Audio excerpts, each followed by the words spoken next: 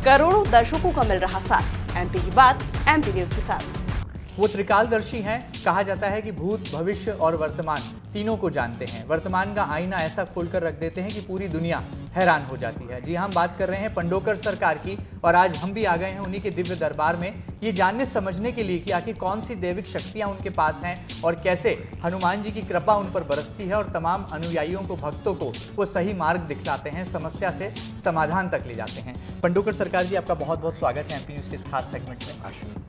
सबसे पहले हम जानना चाहेंगे कि कैसे आप पूरी दुनिया भर में प्रसिद्ध हो गए। हमने देखा आप मन की बात पढ़ लेते हैं, पर्ची लिख देते हैं और बड़े से बड़े की, छोटे से छोटे की पर्ची में सच्चाई को बयां कर देते हैं। क्या कहना चाहेंगे? देखिए, ये सब हनुमान जी पंडोकर सरकार की कृपा है जी, और ये हनुमान जी की कृपा से सब संभव है जी, संपूर्ण दुनिया के लोग पंडोकर धाम पर शोध कर रहे हैं। जी, पढ़े लिखे लोगों को मैं बार बार कहूँगा कि अंधविश्वास की ओर नहीं आना है। आपके पास भगवान ने 2 आंखें दी हैं, आपको दिमाग दिया है, आपके माता पिता ने योग्यता दिलवाई है, उस योग्यता का उपयोग करें और धर्म कर्म को पहचाने, सत्य को पहचाने और अंधविश्वास की ओर न जाए। तो ये सब हनुमान जी पंडोकर सरकार की कृपा ही है कि बड़े से बड़े पढ़े लिखे लोग, बड़े से बड़े IAS, IPS, PCS, न्यायाधीश आदि अनेक प्रकार के लोग पंडोकर धाम आते हैं और हनुमान जी को नमन करते हैं, सत्य को स्वीकार करते हैं कि हाँ, पंडोकर सरकार में कुछ शक्ति है। और मैं तो ये कहूँगा कि जब तक नहीं जाना जा सकता, जब स्वयं का नंबर ना आ जाए या अपने व्यक्ति का नंबर ना आ जाए या अपनी आंखों से खुद ना देख लिया जाए, तब तक विश्वास नहीं करना चाहिए। क्योंकि हो सकता है कि जिनके बारे में हम बता रहे हैं वो कोई पिली पिलान तो नहीं है। तो इसके लिए सबसे अच्छा तोड़ होता है कि हम खुद मिलें या अपने लोगों को मिलाएं और फिर उनका प्रश्न वो करें और फिर जवाब दिया जाए, तो आने की तरह साफ चेहरा दिख जाएगा कि दरबार में सच्चाई क्या है। तो जो भी बताता हूँ, ये सब हनुमत के पास बताता हूँ, पंडोकर सरकार की कृपा से बताता हूँ। हनुमान जी पंडोकर सरकार जब प्रेरणा देते हैं, अनुभूति देते हैं, तो आंतरिक भाव, आंतरिक विचार और शारीरिक कष्ट के बारे में प्रश्न सहित उत्तर देकर, समाधान बताकर उनके जीवन में खुशी भरने का कार्य करता हूँ। आपके बारे में कहा जाता है कि आप सियासत की दुनिया के किंग मेकर हैं। मंत्री हो, संतरी हो, सब आपके दरबार में हाजिरी लगाते हैं। ये क्या कोई दैविक शक्ति का कमाल है या आप उनके मन की बात, दिल की बात पढ़ लेते हैं, इसलिए मंत्री भी शरणागत हो जाते हैं? देखिए, ये कलयुग के मंत्री हैं, ये कलयुग के वर्तमान की शासन प्रशासन के राजनेता हैं। हम भगवान श्री राम जी की पार्टी के हैं और उनके मुख्यमंत्री सर्वव्यापी श्री हनुमान जी महाराज हैं, जो कलयुग के राजा हैं, जिनको हनुमान जी सरकार कहते हैं। तो 2 ही सरकारें चलती हैं, प्रदेश सरकार, केंद्र सरकार और परमात्मा की सरकार।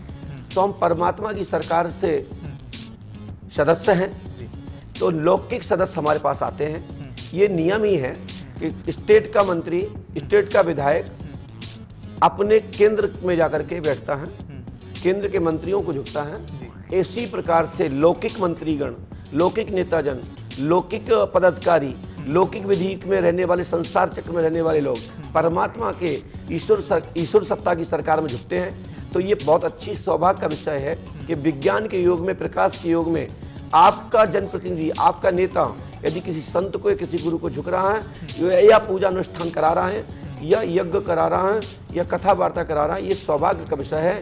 और भारतवर्ष में ये परंपरा आदिकाल से चली आ रही है। बड़े बड़े राजा, महाराजा, अधिराजा भी संतों को, गुरुओं को झुकते थे और ज्ञान विज्ञान को मानते थे। इसलिए कोई नई बात नहीं है। मैं इस पर किसी प्रकार का कटाक्ष या चुटकी नहीं लेना चाहता। मैं इतना ही कहना चाहता हूँ, ये सौभाग्य हमारा कि भारत के नेता ईश्वर को पहचानते हैं। अच्छा, अन्य संतों की तरह क्या आप भी हिंदू राष्ट्र की मांग करते हैं? क्योंकि ये हिंदू राष्ट्र, सनातनी धर्म, इस पर बहुत बहस चल रही है देश में। देखिए, ये हिंदुस्तान पहले से हिंदू के नाम से ही जाना जाता है। हिंदू अवरंस हिंदू शब्द का सम्मान हुआ है। डिक्शनरियों में इसका हिंदू का अर्थ कुछ और ही है, लेकिन हमारे भारतीय गुरुओं ने, भारतीय विद्वानों ने हिंदू शब्द को स्वीकार करके हुए बिंदु से जोड़ दिया, जो सबका संचालन करता हो। परमात्मा ही बिंदु है जो निराकार है, बगैर बिंदी के हिंदू नहीं लिखा जा सकता। इसलिए हमारे राष्ट्र का जो चक्र है, जो हमारा मैप है, उस भारत नक्शे में पॉइंट लगा हुआ है कि ये विश्व गुरु है। भारत भूमि विश्व गुरु है, ऋषि प्रधान देश है, भगवान राम भगवान श्री कृष्ण की जन्मभूमि है। यहाँ ऋषियों ने बड़ी तप किया है, यहाँ माताओं बहनों ने बड़े बड़े तप करके योग को प्राप्त किया है, ऋषित्व को प्राप्त किया है, साध्वी के रूप में स्थापित हुई, गुरु माता के रूप में स्थापित हुई। तो भारत भूमि विश्व गुरु है और विश्व गुरु के रूप में सनातन से रहा है। तो हिंदू राष्ट्र से हमारा कोई विरोध नहीं है। हिंदू राष्ट्र तो पहले से है, क्योंकि ये धर्मनिरपेक्ष राज्य है। इसमें सर्व जाति पंथ समुदाय के एक साथ लोग रहते हैं। सर्वधर्म संभाव शक्ति मते परमात्मने श्री रामाय नमः सर्वेशाम देवानाम आत्मा यज्ञ। परमात्मा भी कहते हैं जब मैं खुश जब होता हूँ, जब सब एक मिलकर के भाईचारे से रहते हैं और उस ब्रह्म को याद करते हैं, उस परमात्मा को याद करते हैं, तब मुझे खुशी मिलती है। जब एक साथ बैठ करके भाईचारे से रह करके एक पंक्ति में बैठ करके दुख सुख की बात करते हैं, तो हमारा राष्ट्र समृद्धशाली होता है। भगवान राम जी ने सभी को अपने गले लगाया है, कोल भील आदि सबको अपने गले लगाया। तो वो राम राज्य यदि राष्ट्र में, भारत भूमि हिंदुस्तान में, विदेशी लोग कहते हैं कि भारत भूमि, कोई जाता है यहां से भारत, तो कहते हैं हिंदुस्तान से आए। तो हिंदुस्तान तो पहले से है, घोषणा तो पहले से है। औपचारिकता रूप से यदि कोई चाहता है कि हिंदू राष्ट्र हो जाए, तो हिंदू राष्ट्र तो है ही, इसमें कोई संदेह नहीं है। राम राज्य की स्थापना होगी तो ये समृद्धशाली भारत भूमि बनेगी और पूरे विश्व में परचम लहराएगा और सब लोग नमन करेंगे। और आज भी जब संकट होता है तो भारत भूमि की गुरु की ओर ही लोग देखते हैं। बहुत बड़ी बात। महाराज जी, एक सवाल मेरे जहन में है, हम आपके बारे में पढ़ रहे थे, सबसे पहले मन की बात पढ़ने का श्रेय अगर किसी संत को गया तो वो आपको गया, नहीं कि पंडोकर सरकार को गया। लेकिन कुछ ऐसे बाद में भी संत आए, आपको सीनियर संत माने, उनको जूनियर संत माने, लेकिन उन्होंने ऐसा प्रचलित कर दिया कि अब वो ऐसा लगता है कि पूरी दुनिया पर छा गए हैं, जूनियर जो है सीनियर पर हावी हो रहा है। आपके मन में कोई बात है? नहीं, देखिए ये अच्छी बात है कि राष्ट्र भूमि का प्रचार प्रसार हो रहा है जी, सनातन का प्रचार हो रहा है, धर्म का प्रचार हो रहा है।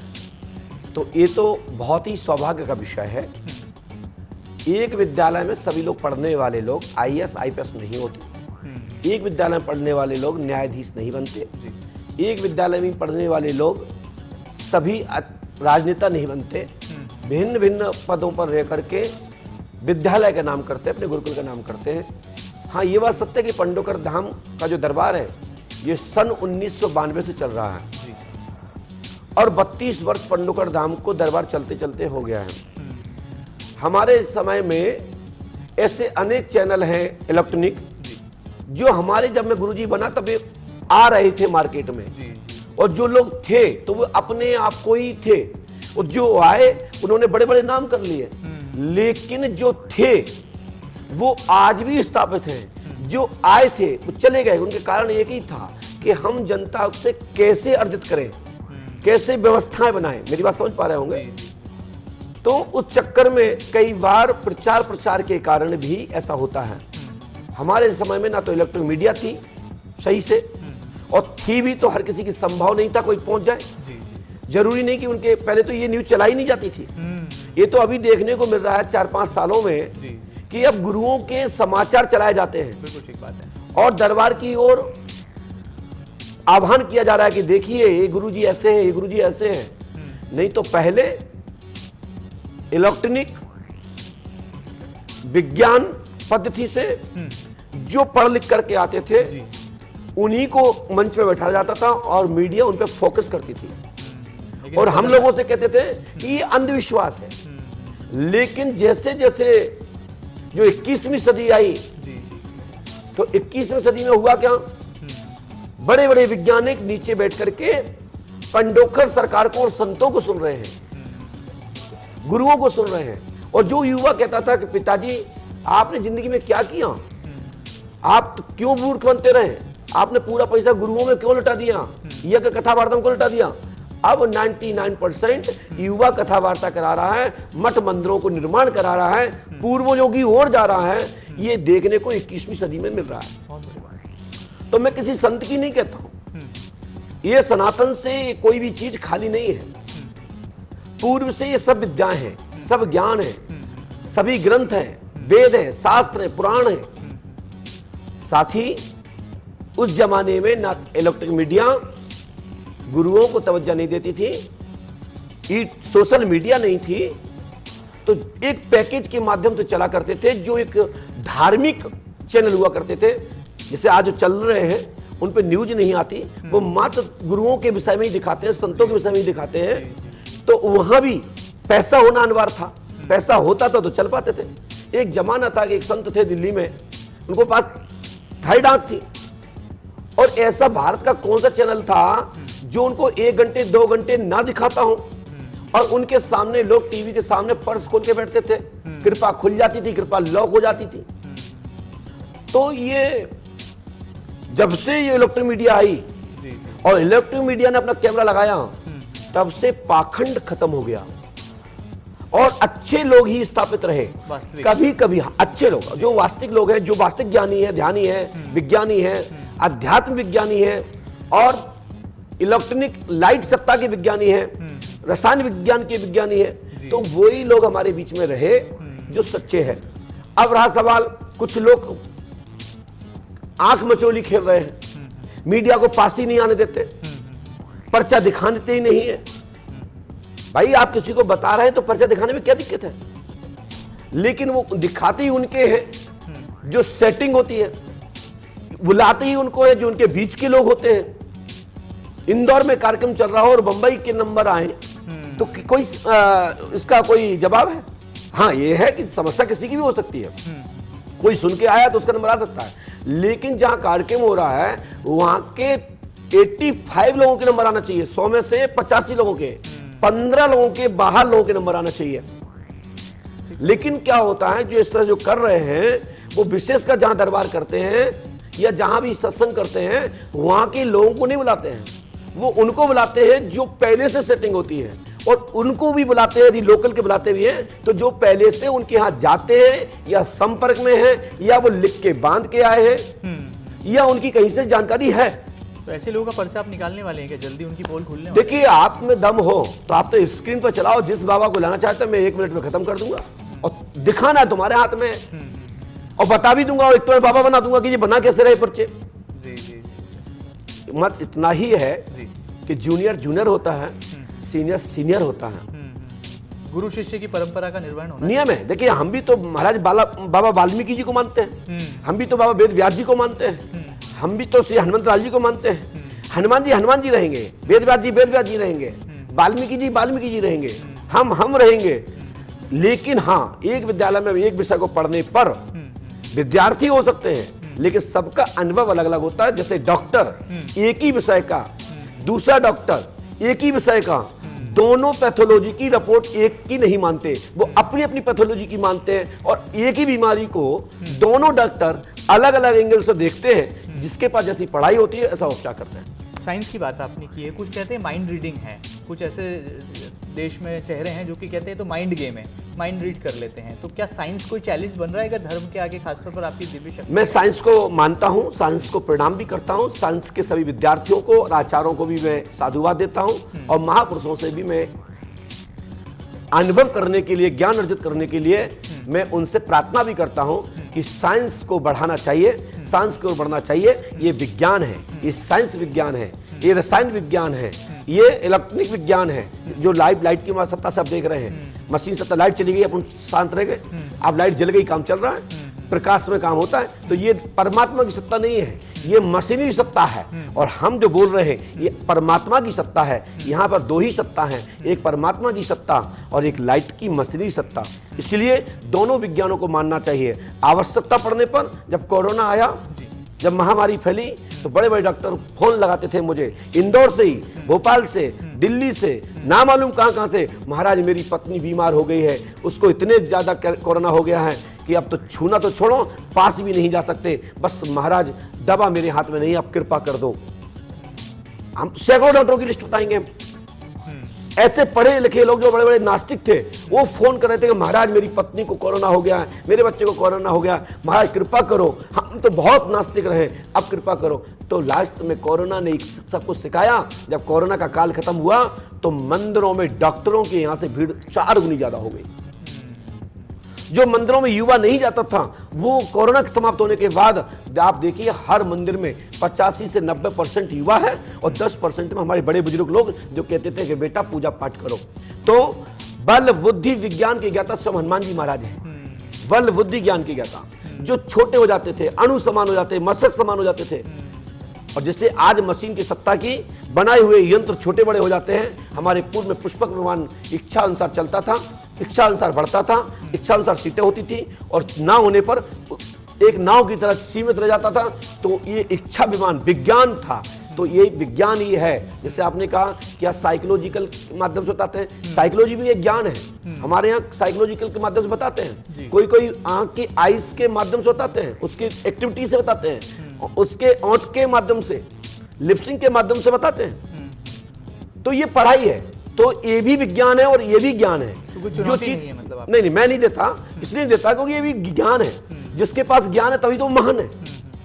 तो उस ज्ञान को नमन करो जी, और हमारे ज्ञान को हमारे पे नमन करो। नहीं है तो भैया तुम अपने घर रहो, मैं अपने घर रहता हूँ। आवश्यकता पड़े तो पंडोकर धाम आ जाना, 24 खुला है, हनुमान जी कृपा करेंगे। सरकार ये बताइए कि चुनावी साल है, क्या मुख्यमंत्री शिवराज सिंह चौहान या कमलनाथ आपके पास आए आशीर्वाद लेने, या कोई सलाह ली है क्या? क्योंकि चुनावी साल में बड़ी भूमिका होती है संतों। देखिए मध्य प्रदेश सरकार में के विधायकगण, मंत्रीगण, कार्यकर्ता अवश्य पंडोकर धाम आते हैं। कांग्रेस सरकार के पूर्व के, वर्तमान में कांग्रेस दल के लोग, पंडोकर सरकार में पूर्व मंत्री, विधायक और उनके कार्यकर्तागण पंडोकर धाम आते हैं। भाजपा के लोग भी आते हैं, उनके मंत्री आते हैं, उनके विधायक आते हैं, उनके सदस्य आते हैं, सपा के लोग भी आते हैं, क्योंकि हम गुरु हैं। डॉक्टर ये नहीं पूछता कि आप किस जाति के हो, डॉक्टर ये नहीं पूछता कि तुम नास्तिक हो या आस्तिक। यदि बीमार है तो हम तो इलाज करेंगे, बीमारी बताएंगे कि आपको अमुक बीमारी है, इसका परहेज कर लीजिए, लाभ हो जाएगा, सफलता मिल जाएगी। यदि पूछने आएंगे तो बता दिया जाएगा। और रहा सवाल, मैं किसी सरकार का गुरु तो हूँ नहीं, किसी दल का मैं गुरु नहीं हूँ। हम तो डॉक्टर हैं, जो मरीज आएगा उसको निष्पक्ष भाव से इलाज कर दिया जाएगा, उसको मार्गदर्शन कर दिया जाएगा। यदि कभी कोई आएगा तो मीडिया से कोई बात छुपती नहीं, क्योंकि आप लोग नारद हैं। शीघ्र ही प्रसारण हो जाएगा कि पंडोकर सरकार ने किसके लिए मार्गदर्शन किया। हाँ, अब सरकार की गणना चाहते हो कि सरकार किसकी बनेगी, तो हमने जितने ज्यादा से ज्यादा लोगों को आशीर्वाद दिया हो विधायक बनने का, वहीं से पता लगा लीजिए किसकी सरकार बनने वाली है। अच्छा, मध्य प्रदेश हवाओं का रुख क्या कह रहा है? क्योंकि आप तो भविष्य देख लेते हैं, आपको दिख रहा होगा 2023 नवंबर में कौन अगला मुख्यमंत्री होगा। अभी दिखाई तो पड़ रहा होगा। अभी स्थिति ठीक नहीं है जी, कहीं भी ठीक नहीं है जी, स्थिति बहुत ही उल्टी है जी, और आगे बता दिया जाएगा जब कोई पूछने आएगा, या आप क्वेश्चन करिएगा दरबार में जी, तो मैं अवश्य प्रयास करूंगा जी कि सरकार किसकी बनने वाली है और किसकी बनने की स्थिति में है। कर्म प्रधानता है। कई बार कर्म के आधार पर अपने जीवन को परिवर्तन किया जा सकता है, रुख बदले जा सकते हैं। जिस दिशा में यदि आंधी तूफान आती है और दीपक जल रहा हो तो उसकी उसी ओर से ओट कर ली जाए, तो वो दीपक भी जलता रहता है। जो बड़ी बड़ी इमारतें ढह जाती हैं। इसलिए मैं अभी यही कहूँगा कि स्थिति परिस्थितियाँ अभी अनुकूल नहीं हैं, और जिस तरह आप इशारा करना चाहते हैं मैं उस विषय पर भी कोई टिप्पणी टिप्पणी नहीं करूँगा, क्योंकि हम गुरु हैं और मैं किसी दल के लिए यहाँ से अपने मुख से नहीं बोलूँगा। यदि उस दल के लोग पूछने आएंगे तो बता दिया जाएगा कि आपके लिए कितने % में आप कहाँ पे उड़ान भर रहे हैं और आप कितने अंक से आगे बढ़ रहे हैं। जो आगे मेहनत कर लेगा तो नियम बदल जाते हैं। कहते हैं कि भक्ति से, कर्म से, मेहनत से ईश्वर भी अपने नियमों को बदल देते हैं। जब भगवान श्री कृष्ण जी के गुरुदेव के पुत्र का परमात्मा में विलय हो गए, जल में चले गए, और गुरु माता ने कह दिया कि आपको पता लगा कि आप नारायण हैं, ईश्वर हैं, मेरे क्या पुत्र को वापस कर देंगे, मैं यही दक्षिणा लेना चाहती हूं। तो जिसका पार्थिव शरीर ही विसर्जन हो गया, जिसकी आत्मा में विलय हो गई, लेकिन कर्म से हमारी कई सती देवियां हुई हैं जिन्होंने अपने पतियों के आत्मा को वापस लाई, अपने पुत्रों की आत्मा को वापस में लाई। ऐसे कितने पुरुषगण हैं जिन्होंने तप करके अपनी पत्नी को वापस जीवित कर लिया। तो कई बार परमात्मा भी अपने नियमों को बदलता है। प्रमाण भी है, मोर वचन चाहे पर जाए फीका, संत वचन पत्थर की लिखा। तो ऐसे हमारे साहित्य में, पुराणों में, उपनिषदों में और आचारों के मुखारबिंद से सुनने को मिलता है। श्रुति भी यही कहती है। आखिर में पंडोकर सरकार जी का लक्ष्य क्या है, क्योंकि 1992 से ये सिलसिला क्रम आपका शुरू हुआ, आज 2023 है, कोई मंजिल छूना बाकी है, कोई लक्ष्य आपका छूना बाकी है? देखिए, हमारा जो लक्ष्य है जी वो निरंतर जारी है।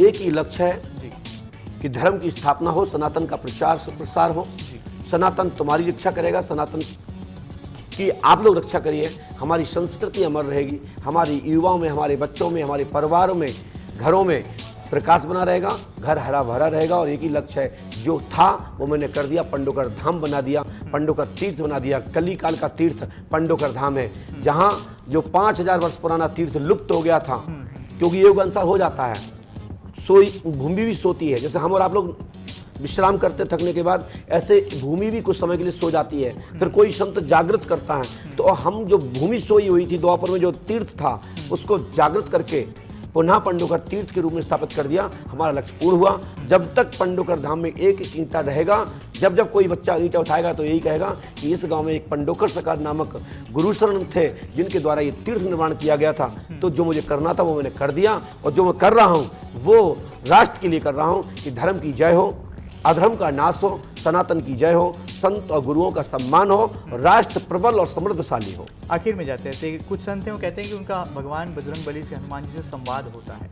क्या पंडोकर सरकार ने भी कभी हनुमान जी से चर्चा की है, बात की है, संवाद? बिल्कुल, पंडोकर सरकार से बात करते हैं, ये इसमें नो डाउट। लेकिन गुरुशरण जी पंडोकर सरकार से बात नहीं करते, क्योंकि आत्मा से तो बात कर सकती है। क्योंकि हनुमान जी महाराज इतने फ्री नहीं है कि 24 घंटा टेलीफोन पे ही रहे। जी हाँ, अमुक व्यक्ति के बारे में क्या समस्या बताना चालू कर दें। हनुमान जी नहीं करते हैं। जैसे कि सीएम साहब हमेशा रोज नहीं मिलते, प्रधानमंत्री जी रोज नहीं मिलते, उनके कार्यकर्ता लोग मिलते हैं, कर्मचारी मिलते हैं, पदाधिकारी मिलते हैं, मंत्री मिलते हैं, और पूरा राष्ट्र चलता है। तो ऐसे ही हनुमान जी महाराज कली काल के राजा हैं। उनकी जो दिव्य शक्तियां हैं, जो अष्ट सिद्धि नवसिद्धि के दाता, असवर दीन जानकी माता, राम रसायन तुमरे पासा, सदा रहो रघुपति की दासा, वो परमात्मा श्री राम जी के में विलय रहते हैं। उनके पास इतना टाइम नहीं है, लेकिन जो उनके पास जो शक्तियां प्राप्त हैं, उन शक्तियों के माध्यम से संसार का कल्याण होता है। तो वही मंत्र, यंत्र, जंत्र, तंत्र, टोटक, टाऊ आदि सभी व्यवस्थाओं से लोक कल्याण, समाज के सुधार के लिए अमुक विषय के आधार पर उनको उपचार देकर के समाधान किया जाता है। आपका संवाद हुआ है? संवाद मंत्रों और दिव्य परमात्मा की जो आकृति है, कृपा है, फीलिंग है, जो अनुभूति है, तो फीलिंग से अनुभूति होती है, और अनुभूति जब होती है तो परमात्मा से मिलन होता है। तो सबका ही होता है। जैसे आज हमारा आपका हुआ, तो हमारे पंडोकर सरकार से रोज संपर्क रहता है। हनुमान जी का दर्शन करते हैं, वहां से भाव उत्पन्न होते हैं, और जो बोल देते हैं वही हो जाता है। ये परमात्मा का कनेक्शन है।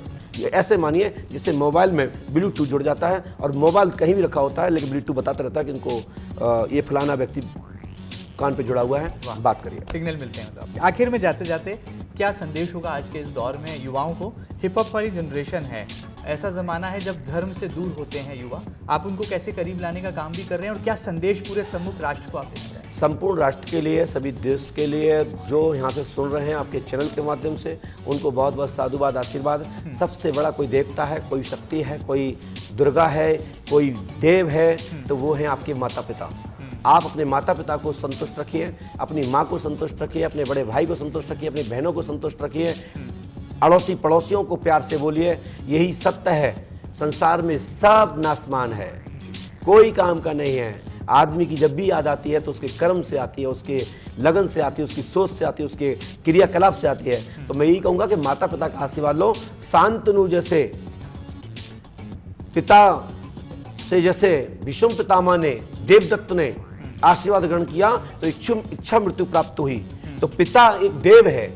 यदि दिल से जिस दिन पिता आशीर्वाद दे देगा, उस दिन उस बच्चे को, उस बालक को, उसके उत्थान में कोई बाधा, कैसी बड़ी से बड़ी बाधा हो, एक क्षण में कट जाएगी, और वो अपनी मंजिल प्राप्त कर देगा। और माता ने आशीर्वाद दे दिया तो संसारी की कोई भी शक्ति उसे पराजित नहीं कर सकती। तो यदि कोई शक्ति है, कोई देवी है, कोई दुर्गा है, कोई भगवती है, तो माता आपकी जगत जननी है, जिसने आपको जन्म दिया।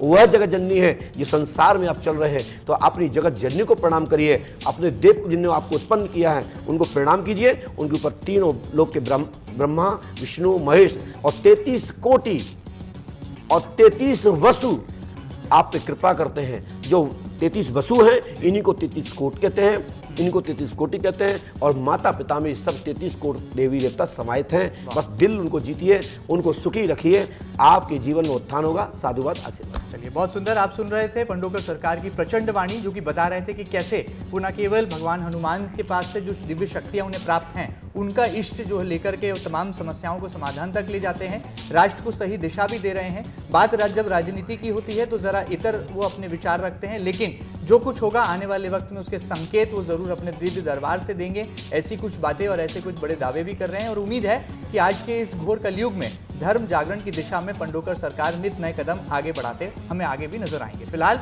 इस खास बातचीत में इतना ही। खास बातचीत आपको कैसी लगी हमें जरूर बताइएगा और ताजा तरीन खबरों के लिए लगातार बने रहिएगा आपके अपने न्यूज चैनल MP न्यूज के साथ। फिलहाल दीजिए इजाजत, नमस्कार।